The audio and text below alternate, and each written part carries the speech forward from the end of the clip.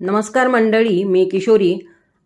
आजच्या व्हिडिओमध्ये आपण बघणार आहोत पनीरपासून कलाकंद कसा तयार करायचा। नेहमी आपण फाटलेल्या दुधापासून कलाकंद तयार करत असतो, पण मी आज एकदम झटपट असा पनीरपासून कलाकंद तयार करत आहे। तर त्यासाठी मी इथे अर्धा पाव पनीर घेतलेलं होतं, तर मिक्सरच्या पॉटमध्ये मी घालून घेतलेलं आहे। त्यामध्ये अर्धा कप दूध घातलेलं आहे आणि एक मोठा चम्मच साय घातलेली आहे। दुधावरची जी मलाई असते, साय असते, ती घातली आणि मिक्सरला फिरवून घेतलेलं आहे।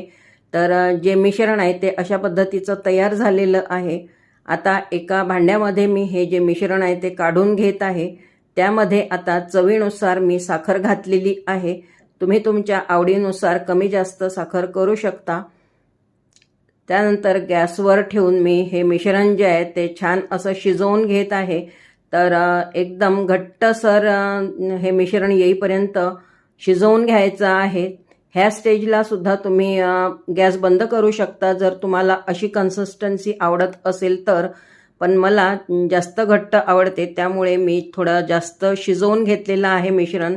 त्यानंतर त्यामध्ये विलायची पावडर घालून घेतली, त्यानंतर काही ड्रायफ्रूट्स घालून घेतले आहेत, त्यामध्ये केसर घातलेलं आहे।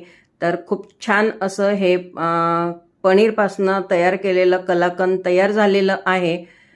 आणि संपूर्ण व्हिडिओ जो आहे तो माझ्या चॅनलवर मी अपलोड केलेला आहे, तर तुम्ही संपूर्ण व्हिडिओ जो आहे ते तिथे जाऊन बघू शकता।